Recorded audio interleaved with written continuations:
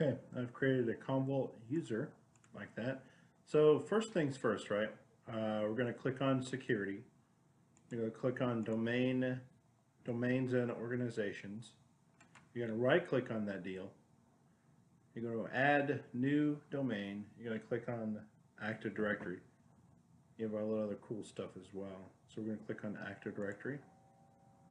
Okay, correct NetBIOS name, enter, please say yes. 1, 2, yes, okay, yes, signal. Selecting the name you enter may cause, yeah, okay, blah, blah, blah. Nice, we see we have garlic food there. I need to add, well, I can add this one here, the backup, to the master actually, so, yeah, we add them both, yeah. Okay, garlic food users. What we've done is we have added a domain, garlic food.